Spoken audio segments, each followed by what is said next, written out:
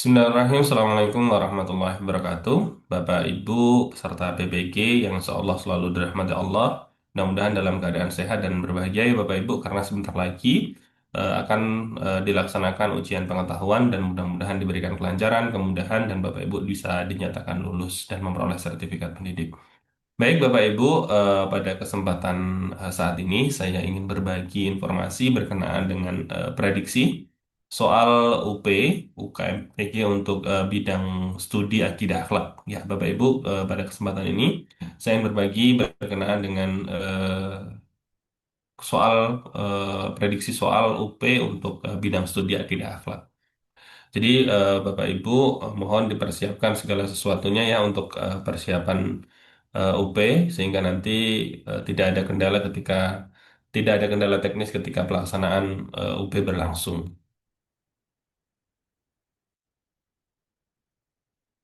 Baik Bapak Ibu, saya akan memaparkan terlebih dahulu bahwa UP nanti Bapak Ibu akan melaksanakan ataupun mengerjakan soal yang pertama adalah pilihan ganda dan kemudian nanti akan diselesaikan dalam waktu 120 menit. Setelah itu Bapak Ibu diberikan waktu 30 menit untuk menyelesaikan soal esai atau studi kasus sebanyak 4 soal begitu yang kemudian tema-temanya sudah saya jelaskan di video sebelumnya. Bapak Ibu bisa mengulas kembali untuk bisa mempelajari kira-kira kalau seandainya tema tertentu yang keluar Bapak Ibu sudah siap begitu dan kemudian untuk soal UP ini perlu kami sampaikan bahwa di sini ada dua jenis soal. Yang pertama adalah soalnya nanti berbentuk PCK atau Pedagogical Content Knowledge, yaitu soal berbentuk pilihan ganda seperti yang saya sampaikan tadi, tapi pilihan gandanya ini ya pilihan ganda pada umumnya benar salah. Jadi Bapak Ibu ketika nanti jawabannya benar akan memperoleh poin 5 dan jika jawabannya salah akan memperoleh poin 0. Begitu alternatif jawabannya antara A, B, C, D, E. Kemudian PCK ini atau Pedagogical Content Knowledge ini berkenaan dengan tes pengetahuan pedagogi konten ya Bapak Ibu. Jadi ini soal yang jenis pertama, kurang lebih nanti soal PCK itu sebanyak 35 soal. Kemudian nanti soal yang lainnya yaitu berbentuk SCT sebanyak 30 soal. Jadi nanti total soalnya adalah 65 soal yang harus Bapak Ibu selesaikan dalam waktu 120 menit.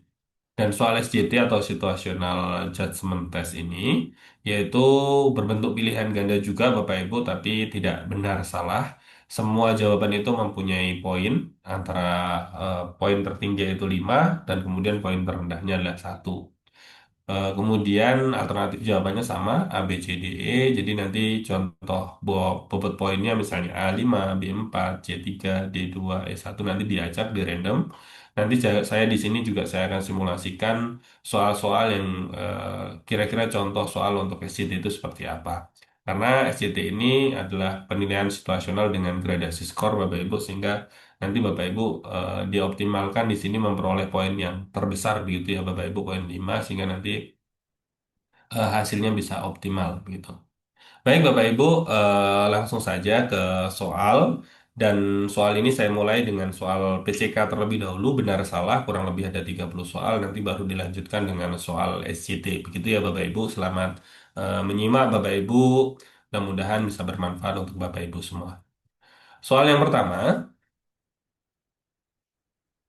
seorang guru ingin mengajarkan konsep tauhid uluhiyah kepada siswa MA agar tidak sekedar menjadi teori. Langkah pedagogik yang paling tepat adalah A. Meminta siswa menghafal dalil nakli tentang penciptaan alam semesta. B. Mendiskusikan fenomena masyarakat yang masih percaya pada jimat sebagai bentuk syirik khafi. C. Menjelaskan perbedaan antara tauhid rububiyah dan uluhiyah melalui ceramah. D. Menugaskan siswa menulis esai tentang sejarah perkembangan ilmu tauhid. E. Mengadakan kuis tentang nama-nama malaikat dan tugasnya. Jawabannya untuk soal nomor ini adalah yang B. Selanjutnya, saat mengajarkan Asmaul Husna Al-Ard atau Maha Adil, seorang siswa bertanya, mengapa ada orang baik yang hidupnya menderita? Respon guru yang mencerminkan kompetensi pedagogik adalah A. Meminta siswa tersebut untuk tidak mempertanyakan takdir Allah. B. Menjelaskan bahwa keadilan Allah tidak selalu diukur dengan materi dunia, melainkan hikmah dan balasan akhirat. C. Menyuruh siswa membaca buku tafsir tentang ayat-ayat ujian. D. Mengalihkan pembicaraan ke materi Asmaul Husna yang lain. E. Mengatakan bahwa itu adalah rahasia ilahi yang tidak bisa dinalar manusia. Soal untuk jawaban untuk soal ini adalah yang B. Soal nomor selanjutnya, media pembelajaran yang paling efektif untuk menjelaskan sifat jais bagi Allah kepada siswa MTS adalah A. Tabel pembagian sifat 20, B. Video dokumenter tentang fenomena alam yang terjadi atas kehendaknya, C. Peta konsep tentang sifat wajib dan mustahil, D. Teks narasi tentang biografi para nabi, E. Poster berisi tulisan kaligrafi sifat-sifat Allah. Jawaban untuk soal nomor ini adalah yang B. Selanjutnya, strategi problem-based learning dalam materi Asmaul Husna Al-Ghafar dapat diimplementasikan dengan cara A. Guru menjelaskan definisi Al-Ghafar di depan kelas. B. Siswa mencari arti kata Al-Ghafar di Kamus Bahasa Arab. C. Siswa menganalisis kasus konflik antar teman dan bagaimana menerapkan sifat pemaaf. D. Menghafal 99 Asmaul Husna dengan metode bernyanyi. E. Mewarnai kaligrafi Al-Ghafar. Jawaban untuk soal ini adalah yang C. Nomor selanjutnya, dalam mengajarkan iman kepada hari akhir, guru menemukan siswa yang merasa takut berlebihan. Pendekatan yang sebaiknya diambil adalah A. Menambah porsi penjelasan tentang siksa kubur agar lebih taat. B. Menyeimbangkan materi tentang rahmat Allah dan keindahan surga bagi orang beriman. C. Memberikan tes formatif tentang tanda-tanda kiamat sugro dan kubro. D. Meminta siswa menonton film tentang kehancuran alam semesta. E. Mengabaikan ketakutan siswa karena itu adalah bagian dari iman. Jawaban untuk soal ini adalah yang B. Soal selanjutnya, tujuan utama pengajaran Asmaul Husna Al-Khaliq dalam konteks pelestarian lingkungan adalah A. Agar siswa tahu bahwa Allah menciptakan pohon. B. Menumbuhkan kesadaran siswa untuk menjaga alam sebagai bentuk apresiasi terhadap ciptaan Allah. C. Menguji hafalan siswa mengenai urutan penciptaan bumi. D. Membandingkan teori evolusi dengan konsep penciptaan dalam Islam. E. Menghitung jumlah spesies yang disebutkan. Jawaban untuk soal nomor ini adalah yang B. Selanjutnya, seorang guru mengamati adanya tren cyberbullying di media sosial siswa. Materi akhlak yang paling relevan untuk diangkat sebagai solusi adalah A. Adab berpakaian dalam Islam. B. Bahaya lidah, hizbul lisan, dan etika berkomunikasi digital. C. Sejarah perkembangan akhlak pada masa sahabat. D. Perbedaan antara akhlak dan etika secara terminologi. E. Pembagian akhlak berdasarkan sumbernya. Jawaban soal ini adalah yang B. Selanjutnya, untuk menanamkan sifat ifah, menjaga kehormatan diri pada remaja, metode yang paling efektif adalah A. Ceramah satu arah tentang dosa zina. B. Diskusi kelompok mengenai batasan pergaulan dan cara menjaga harga diri di era modern. C. Menghafal ayat-ayat tentang perintah menutup aurat. D. Membuat poster tentang larangan mendekati zina. E. Memberikan sanksi berat bagi siswa yang melanggar aturan sekolah. Jawaban untuk soal ini adalah yang B.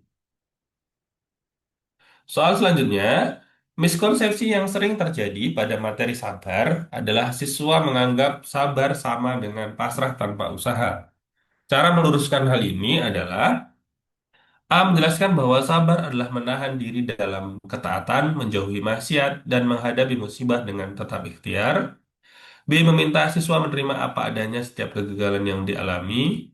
C. Menunjukkan contoh tokoh yang sukses hanya dengan berdoa tanpa kerja keras. D. Mengatakan bahwa usaha tidak penting jika Allah sudah menakdirkan. E. Memberikan teks tertulis tentang definisi sabar secara bahasa. Jawaban untuk soal ini adalah yang A. Soal selanjutnya, dalam mengajarkan akhlak matsmumah seperti ria, guru memberikan ilustrasi seseorang yang rajin beribadah karena ingin dipuji.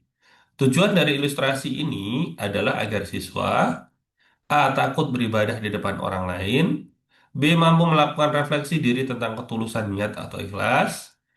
B. Bisa menilai ibadah orang lain benar atau salah. D. Mengetahui cara mendapatkan pujian yang benar dalam Islam. E. Membedakan antara riya dan summah secara teoritis. Jawaban untuk soal ini adalah yang B. Soal selanjutnya, implementasi nilai saja atau berani yang paling tepat diajarkan di sekolah, di lingkungan sekolah adalah A. Berani melawan guru jika merasa benar. B. Berani mengakui kesalahan dan membela teman yang dizalimi. C. Berani berkelahi demi menjaga harga diri kelompok. D. Berani mengikuti lomba meskipun belum siap. E. Berani pulang malam untuk belajar kelompok. Jawaban untuk soal ini adalah yang B. Nomor selanjutnya, indikator keberhasilan pembelajaran materi akhlak Mahmudah adalah ketika siswa A. Mendapatkan nilai 100 pada ujian akhir semester. B. Mampu menyebutkan 10 macam akhlak terpuji. C. Menunjukkan perubahan perilaku yang lebih sopan dalam interaksi harian. D. Hafal dalil tentang kewajiban berbakti kepada orang tua. E. Mampu mempresentasikan biografi Rasulullah sebagai teladan. Jawaban untuk soal ini adalah yang C. Selanjutnya, siswa kesulitan membedakan antara aliran Khawarij dan Murji'ah mengenai status pelaku dosa besar. Tindakan guru yang paling tepat adalah A. Menyuruh siswa membaca buku teks berkali-kali. B. Membuat tabel komparasi pandangan kedua aliran tersebut terhadap pelaku dosa besar. C. Menugaskan siswa merangkum sejarah Perang Siffin. D. Menjelaskan bahwa kedua aliran tersebut sudah tidak relevan. E. Meminta siswa menghafal nama-nama tokoh utama kedua aliran. Jawaban untuk soal ini adalah yang B. Soal selanjutnya, apa objek pembahasan utama dalam aliran Mu'tazilah yang sering disebut sebagai kaum rasionalis Islam? A. Masalah kepemimpinan, imamah. B. Kedudukan akal dalam memahami wahyu dan konsep keadilan Tuhan. C. Syarat-syarat menjadi seorang wali. D. Tata cara pelaksanaan ibadah mahdoh. E. Sejarah penyebaran Islam di Andalusia. Jawaban untuk soal ini adalah yang B. Soal selanjutnya, aliran Asy'ariyah muncul sebagai jalan tengah wasatiyah antara Syiah dan Khawarij, B. Jabariyah dan Mu'tazilah, C. Mu'tazilah dan tekstualisme kaum Hanabilah, D. Tasawuf dan fikih, E. Islam dan filsafat Yunani. Jawaban soal ini adalah yang C. Soal selanjutnya, tokoh utama aliran Maturidiyah yang berkembang di wilayah Samarkand adalah A. Abu Hasan al-Asy'ari, B. Wasil bin Atta, C. Abu Mansur al-Maturidi, D. Al-Ghazali, E. Ibnu Taimiyah. Jawaban untuk soal ini adalah yang C. Soal selanjutnya, aliran yang berpandangan bahwa manusia tidak memiliki kehendak bebas dan segala perbuatannya telah ditentukan oleh Tuhan secara mutlak adalah A. Qadariyah, B. Jabariyah, C. Mu'tazilah, D. Syiah, E. Ahlu Sunnah wal Jamaah. Jawaban untuk soal ini adalah yang B. Soal selanjutnya, mengapa penting bagi siswa MA mempelajari sejarah kealiran ilmu kalam? A. Agar siswa bisa memilih mana aliran yang paling salah. B. Agar siswa memahami akar sejarah perbedaan pemikiran dalam Islam dan menumbuhkan sikap toleransi atau tasamuh. C. Agar siswa bisa berdebat dengan kelompok yang berbeda paham. D. Karena materi tersebut akan keluar di ujian nasional. E. Untuk membuktikan bahwa akal lebih penting dari wahyu. Jawaban untuk soal ini adalah B. Soal selanjutnya, salah satu pokok ajaran Mu'tazilah adalah al-manzilah baina al-manzilatain. Maksud dari ajaran ini dalam pembelajaran harus dijelaskan sebagai A. Posisi antara surga dan neraka bagi orang kafir. B. Status pelaku dosa besar yang berada di antara mukmin dan kafir. C. Kedudukan akal yang berada di antara wahyu dan tradisi. D. Posisi nabi yang berada di antara manusia dan malaikat. Hubungan antara iman dan amal yang tidak terpisahkan. Jawaban untuk soal ini adalah yang B. Soal selanjutnya, objek pembahasan ilmu kalam yang berkaitan dengan pembuktian eksistensi Tuhan melalui argumen logika disebut A. Samiyat, B. Nubuat, C. Ilahiyat, D. Ruhaniyat, Muamalat. Jawaban untuk soal ini adalah yang C. Selanjutnya, dalam pandangan Qadariyah, manusia memiliki kekuatan untuk mewujudkan perbuatannya sendiri. Miskonsepsi yang mungkin muncul di benak siswa adalah A. Tuhan tidak ada gunanya. B. Manusia tidak perlu berdoa karena semua tergantung usaha sendiri. C. Allah Maha Kuasa atas segala sesuatu. D. Nasib manusia sudah ditentukan di zaman azali. Pahala dan dosa adalah tanggung jawab Tuhan. Jawaban untuk soal ini adalah yang B. Selanjutnya, fokus utama perdebatan ilmu kalam pada periode awal atau pasca terbunuhnya Utsman bin Affan adalah masalah A. Sifat-sifat Allah, B. Keaslian Al-Quran, C. Politik dan status mukmin kafir, D. Hukum-hukum jinayah, Kehidupan setelah mati. Jawaban untuk soal ini adalah yang C. Soal selanjutnya, strategi diskusi panel sangat cocok digunakan untuk materi aliran ilmu kalam karena A. Memudahkan guru dalam memberikan nilai. B. Memungkinkan siswa melihat satu masalah dari berbagai sudut pandang pemikiran aliran yang berbeda. C. Mengurangi waktu guru untuk menjelaskan di depan kelas. D. Siswa lebih suka berbicara daripada menulis.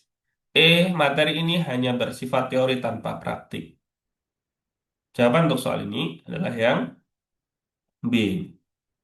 Soal selanjutnya, tokoh yang dikenal berhasil mensinergikan ilmu kalam asyariah dengan tasawuf adalah A. Ibnu Rus, B. Al-Kindi, C. Imam Al-Ghazali, D. Rabian Al-Adawiyah, Hasan Al-Basri.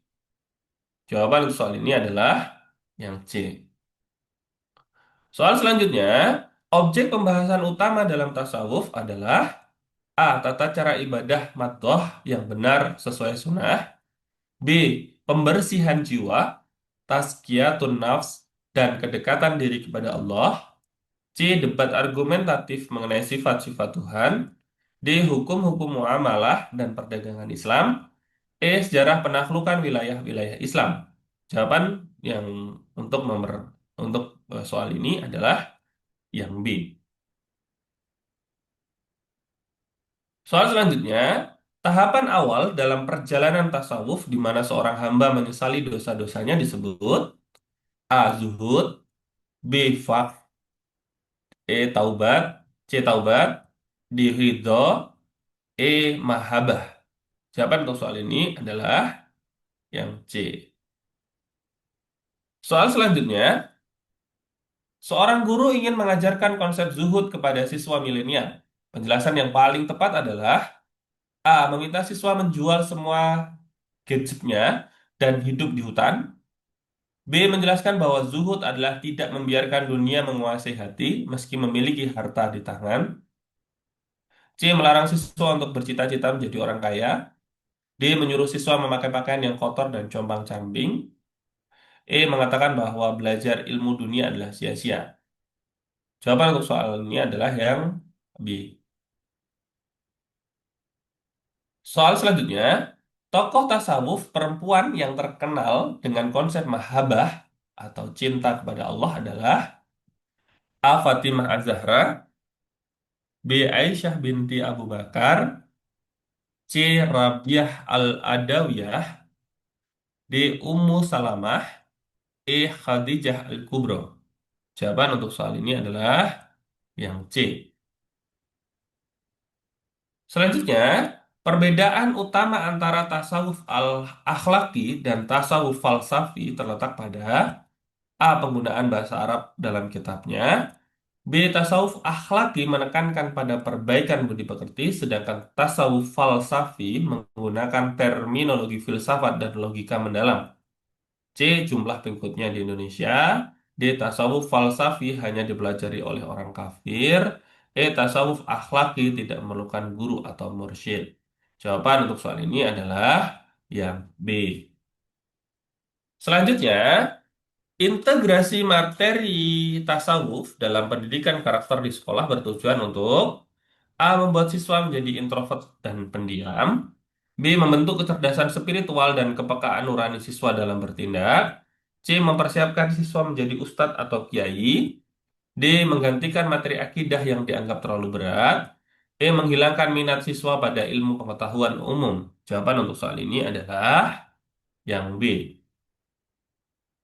Selanjutnya, seorang siswa bertanya mengapa Allah mengizinkan adanya musibah jika Ia Maha Pengasih, Ar-Rahman. Sebagai guru, tindakan terbaik Anda adalah, Bapak Ibu, sebelum saya lanjutkan, saya sampaikan ini sudah memasuki soal SJT, Situational Judgment Test, sehingga jawabannya tidak benar salah, tapi mempunyai poin atau bobot antara 1 sampai dengan 5. Selamat menyimak untuk contoh-contoh soal SJT, Bapak Ibu, Situational Judgment Test. A. Meminta siswa untuk tidak mempertanyakan ketetapan Allah agar tidak berdosa, itu poinnya 2. B. Menjelaskan bahwa musibah adalah murni hukuman atas dosa manusia, itu poinnya 3. C. Mengajak siswa berdiskusi tentang konsep ujian dan hikmah di balik setiap kejadian sebagai bentuk kasih sayang Allah yang lebih besar, itu poinnya 5.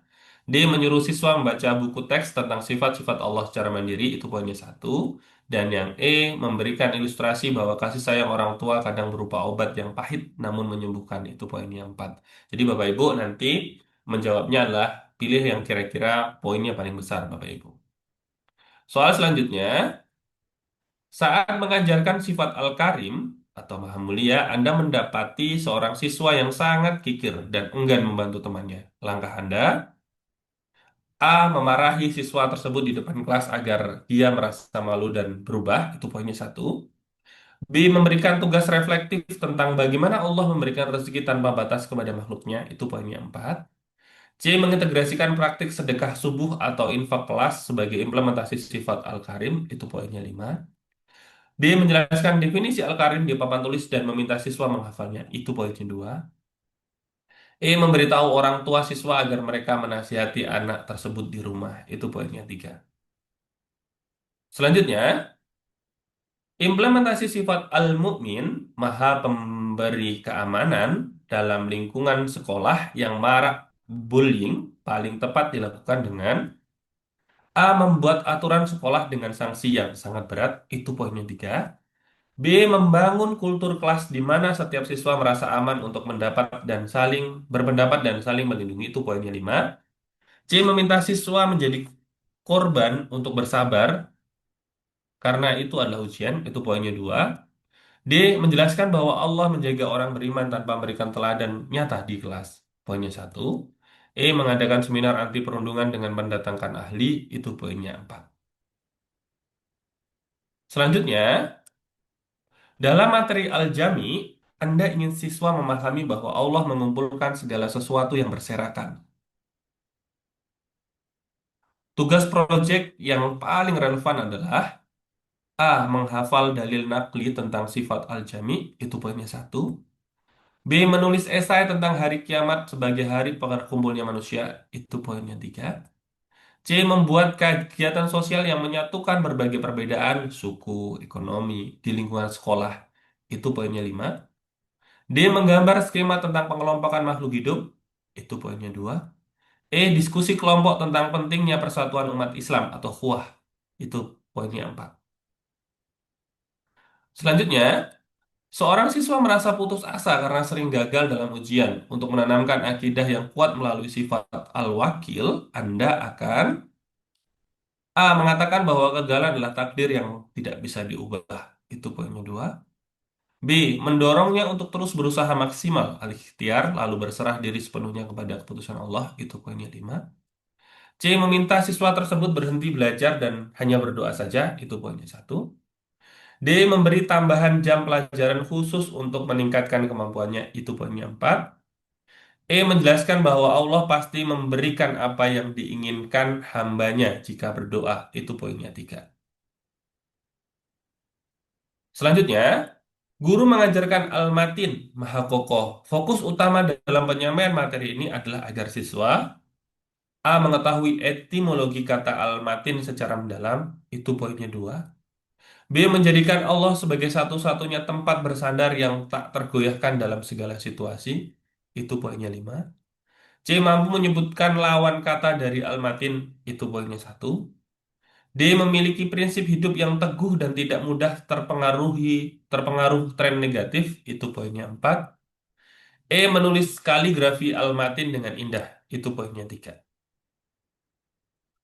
Selanjutnya, ketika membahas sifat al-adl atau maha adil, seorang siswa bertanya, mengapa ada orang kaya dan miskin?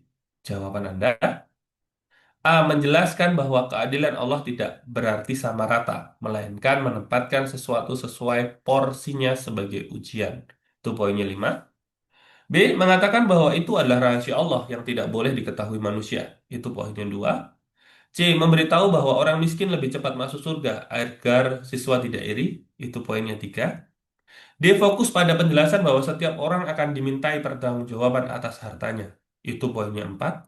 Dan yang E. Menyuruh siswa untuk belajar giat agar menjadi orang kaya. Itu poinnya satu. Selanjutnya, bagaimana Anda mengevaluasi pemahaman siswa terhadap materi akidah Islam yang bersifat abstrak? A. Menggunakan tes objektif pilihan ganda setiap akhir bab. Itu poinnya dua. B. Melihat perubahan perilaku dan cara pandang siswa dalam menghadapi masalah sehari-hari. Itu poinnya lima. C. Meminta siswa merangkum buku paket. Itu poinnya satu.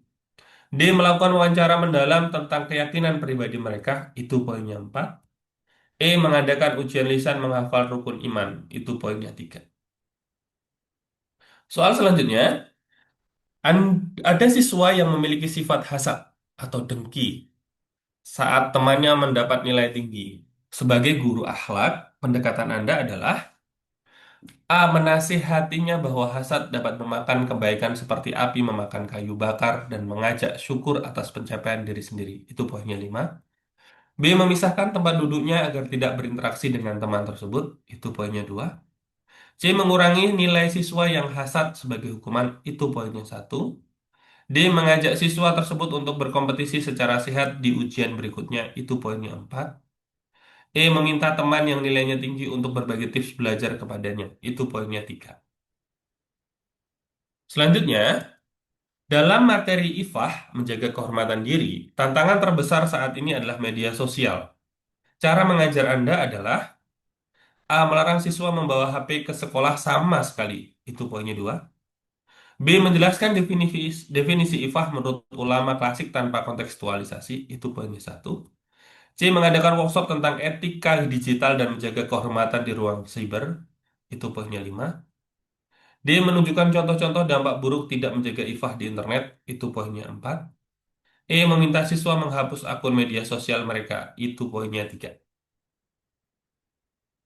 Selanjutnya, seorang siswa menunjukkan perilaku takabur, sombong, karena berasal dari keluarga kaya. Strategi terbaik Anda, A. Mengabaikan selama dia tidak mengganggu pelajaran, itu poinnya satu. B. Memberikan tugas kelompok di mana dia harus menjadi pelayan bagi anggota lain, itu poinnya tiga. C. Mengajak kelas mengunjungi panti asuhan atau lingkungan kumuh untuk menumbuhkan empati dan kesadaran asal kejadian manusia, itu poinnya lima. D. Menasihatinya secara pribadi tentang bahaya kesombongan dan pandangan Islam, itu poinnya empat. E. Membandingkan dengan tokoh sejarah yang sombong dan berakhir tragis seperti Firaun, itu poinnya dua. Selanjutnya, materi tentang sabar. Di tengah pelajaran, terjadi kegaduhan di luar kelas yang sangat mengganggu. Anda akan A. Marah besar karena pelajaran terganggu, itu poinnya satu. B. Menghentikan pelajaran dan ikut melihat kegaduhan tersebut, itu poinnya dua.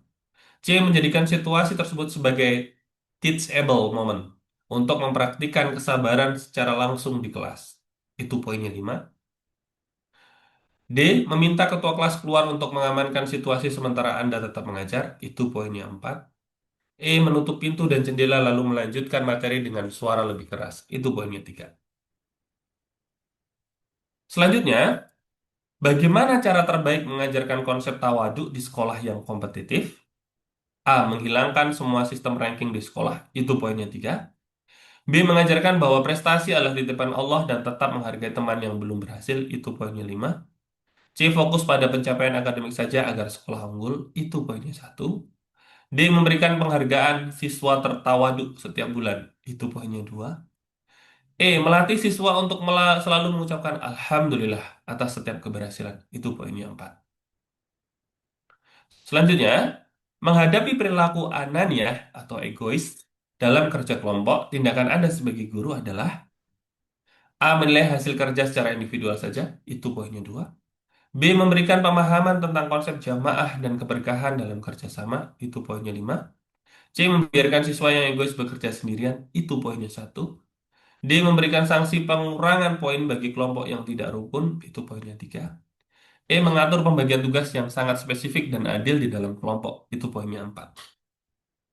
Soal selanjutnya, Anda mendapati seorang rekan guru membicarakan keburukan orang lain. Ghibah. Sebagai guru akidah akhlak, sikap Anda A. Ikut mendengarkan tapi tidak menanggapi agar tetap sopan. Itu poinnya dua. B. Melaporkan kepada kepala sekolah. Itu poinnya tiga. C. Mengalihkan pembicaraan ke topik yang lebih bermanfaat secara halus. Itu poinnya lima. D. Menegurnya secara langsung dengan keras di depan orang banyak. Itu poinnya satu. E. Meninggalkan percakapan tersebut tanpa berkata apa-apa. Itu poinnya empat. Selanjutnya, mengajarkan syukur tidak hanya secara lisan. Bentuk asesmen psikomotorik yang tepat adalah A. Menghitung berapa kali siswa mengucapkan Alhamdulillah. Itu poinnya dua. B. Meminta siswa membuat jurnal harian tentang tiga hal yang mereka syukuri setiap hari dan dampaknya. Itu poinnya lima. C. Tes tertulis mengenai perbedaan syukur dan kufur. Itu poinnya satu. D. Mengadakan bakti sosial ke masyarakat sekitar. Itu poinnya empat. E. Meminta siswa membuat video presentasi tentang nikmat Allah. Itu poinnya tiga. Soal selanjutnya, saat menjelaskan perbedaan pandangan antara Mu'tazilah dan Asy'ariyah tentang peran akal, Anda akan A. Memihak salah satu aliran yang Anda anggap paling benar, itu poinnya satu. B. Menjelaskan kedua argumen secara objektif dan menghargai sejarah perkembangan pemikiran Islam, itu poinnya lima. C. Mengatakan bahwa perdebatan tersebut sudah tidak relevan di zaman sekarang, itu poinnya dua. D. Memberikan poin-poin perbedaan tanpa menjelaskan latar belakang pemunculannya, itu poinnya tiga. D. Yang E. Mendorong siswa untuk menganalisis kelebihan dan kekurangan masing-masing perspektif dalam konteks modern, itu poinnya empat. Soal selanjutnya, seorang siswa bingung dengan konsep qadha dan qadar dalam pandangan Jabariyah dan Qadariyah. Penjelasan Anda. A. Mengatakan bahwa Jabariyah benar karena semua sudah tertulis di Lauhul Mahfuz. Itu poinnya dua. B. Menjelaskan jalan tengah sebagai yang diajarkan oleh Ahlus Sunnah wal Jamaah. Itu poinnya lima. C. Menyuruh siswa memilih sendiri mana yang menurut mereka masuk akal. Itu poinnya tiga.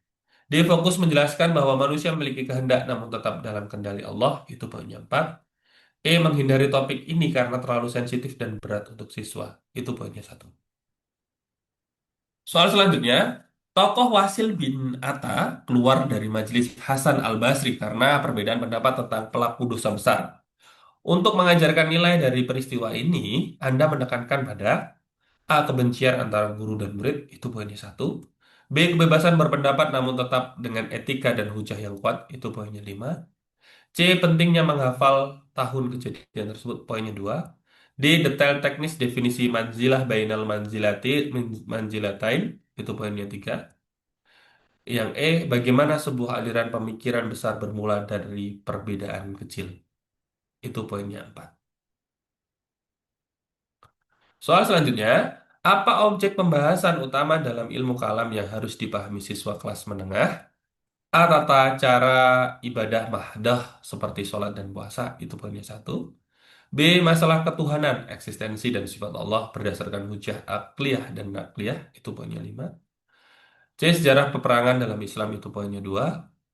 D. Hukum-hukum muamalah kontemporer, itu poinnya 3. Kemudian yang E. Perdebatan politik masa Khalifah Rasyidin secara mendalam, itu poinnya 4.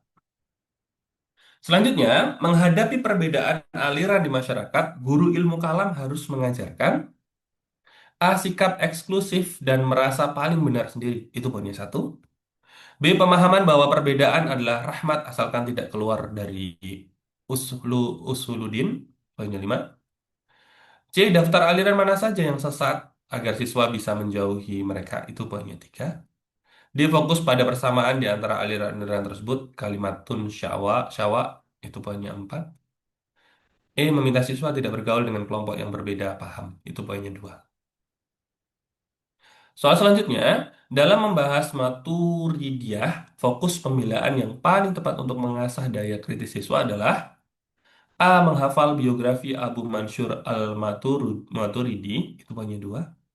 B. Membandingkan kecenderungan Maturidiyah, Samarkand, dan Bukhara dalam hal penggunaan akal, poinnya 5. C. Menulis ulang kitab-kitab karya al-Maturidi, itu poinnya 1. D. Menjelaskan mengaruh Maturidiyah di wilayah Asia Tengah, itu poinnya 3. E. Diskusi tentang bagaimana Maturidiyah menyelaraskan wahyu dan tradisi, itu poinnya 4. Selanjutnya, munculnya aliran Khawarij didasari oleh ketidakpuasan politik. Cara Anda menyampaikan materi ini agar siswa tidak radikal adalah A. Menjelaskan bahwa Khawarij adalah pahlawan yang berani, itu poinnya 1. B. Menekankan bahaya mudah mengkafirkan sesama muslim, takfiri, karena perbedaan politik, itu poinnya 5. C. Melewatkan bab ini agar siswa tidak terinspirasi, poinnya 2. D. Menjelaskan kronologi perang Siffin secara detail saja, itu poinnya 3. E. Memberikan analisis tentang pentingnya menjaga persatuan ukhuwah di atas kepentingan golongan, itu poinnya 4. Soal selanjutnya, objek pembahasan an-nubuwah dalam ilmu kalam paling tepat diajarkan dengan A. Menceritakan mukjizat para nabi sebagai dongeng, itu poinnya 2. B. Membuktikan secara rasional kebutuhan manusia akan bimbingan wahyu dan nabi, itu poinnya 5. C. Menghafal 25 nabi dan rasul, itu poinnya 1. D. Mendiskusikan perbedaan antara nabi dan rasul, itu poinnya 3. E. Mengaitkan keteladanan nabi dengan tantangan moral generasi Z, itu poinnya 4. Soal selanjutnya, objek pembahasan tasawuf adalah tazkiyatun nafs. Cara terbaik menerapkan dalam kurikulum sekolah adalah A. Menambah jam pelajaran teori tasawuf, itu poinnya 2. B. Mengadakan kegiatan rutin zikir pagi dan muhasabah sebelum belajar, itu poinnya 5. C. Mewajibkan siswa mengikuti tarekat tertentu, itu poinnya 1. D. Menjelaskan sejarah tokoh-tokoh sufi besar, itu poinnya 3. E. Meminta siswa mengamati dan mencatat penyakit hati yang mereka rasakan sendiri, itu poinnya 4. Soal selanjutnya, konsep makomat stasiun spiritual dalam tasawuf sering dianggap sulit. Pendekatan pedagogik Anda adalah A. Menjelaskan makomat sebagai langkah-langkah sistematis memperbaiki kualitas diri, itu poinnya 5. B. Meminta siswa menghafal istilah taubat, zuhud, sabar, syukur, dan seterusnya, itu poinnya 2. C. Mengatakan bahwa makomat hanya untuk para wali Allah, itu poinnya 1. D. Memberikan analogi makomat seperti tingkatan kelas di sekolah, itu poinnya 4. Diskusi kelompok tentang tokoh sufi yang mencapai makam tertentu itu poinnya tiga. Soal selanjutnya, seseorang menganggap tasawuf membuat orang menjadi malas bekerja karena hanya fokus akhirat. Jawaban Anda sebagai pendidik, A membenarkan pendapat tersebut karena dunia memang penjara bagi orang mukmin. Itu poinnya dua. B menjelaskan konsep zuhud bukan berarti tidak memiliki harta, tapi harta tidak memiliki hati kita atau bekerja sebagai ibadah. Itu poinnya lima. C mengatakan bahwa bekerja adalah urusan dunia yang tidak ada kaitannya dengan tasawuf. Itu poinnya satu. D memberikan contoh tokoh sufi yang juga sukses secara ekonomi atau sosial seperti Abdurrahman bin Auf. Itu poinnya empat. E menyuruh siswa tetap fokus belajar agar kaya, lalu baru belajar tasawuf. Itu poinnya tiga. Soal selanjutnya, apa perbedaan utama objek pembahasan ilmu kalam dan ilmu tasawuf yang harus dijelaskan kepada siswa? A. Kalam membahas hukum, tasawuf membawa sejarah. Itu poinnya satu. B. Kalam menggunakan logika untuk membela iman, tasawuf menggunakan rasa atau hati untuk mendekati Tuhan. Itu poinnya lima. C. Tidak ada perbedaan karena keduanya membahas Allah. Itu poinnya dua. D. Kalam untuk orang cerdas, tasawuf untuk orang emosional. Itu poinnya tiga. E. Kalam bersifat lahiriah, tasawuf bersifat batiniah. Itu poinnya empat. Selanjutnya, mengajarkan tokoh Rabiah al-Adawiyah dan konsep mahabahnya, nilai utama yang ingin Anda tanamkan adalah A. Beribadah karena takut masuk neraka. Itu poinnya dua. B. Beribadah murni karena cinta kepada Allah, bukan karena mengharap imbalan atau takut hukuman. Itu poinnya lima. C. Mengabaikan semua urusan dunia demi cinta kepada Allah. Itu poinnya tiga. D. Cara membuat puisi-puisi cinta kepada Tuhan. Itu poinnya empat. E. Meniru gaya hidup menyendiri uzlah seperti beliau. Itu poinnya satu. Selanjutnya, hasil akhir atau output dari pembelajaran tasawuf bagi siswa adalah A. Siswa mampu berdebat tentang teori-teori sufi. Itu poinnya satu. B. Siswa pribadi menjadi pribadi yang tenang, memiliki kontrol diri yang kuat atau ihsan, dan berakhlak mulia. Itu poinnya lima. C. Siswa bisa meramal masa depan atau memiliki karomah. Itu poinnya dua. D. Siswa rajin melakukan ibadah sunnah secara konsisten. Itu poinnya empat. E. Siswa mengetahui perbedaan berbagai macam tarekat. Ya, sepertinya itu Bapak Ibu semua soal-soal atau prediksi soal yang dapat saya bagikan kepada Bapak Ibu semua. Mudah-mudahan eh, bermanfaat untuk Bapak Ibu dan bisa menambah inspirasi tentang Bapak Ibu kira-kira soalnya ya seperti itu Bapak Ibu bentuknya SCT dan PCK. Mudah-mudahan Bapak Ibu selalu diberikan kesehatan dan ketika nanti tes diberikan kemudahan dan kelancaran ya Bapak Ibu. Mohon dipersiapkan segala sesuatunya. Mudah-mudahan tidak ada hambatan secara teknis dan Bapak Ibu bisa lulus dengan baik. Demikian Bapak Ibu yang bisa saya bagikan kepada Bapak Ibu semua. Mudah-mudahan selalu sehat ya Bapak Ibu bisa menyelesaikan setiap tahapan berpikir dengan baik. Demikian saya akhiri. Wassalamualaikum warahmatullahi wabarakatuh.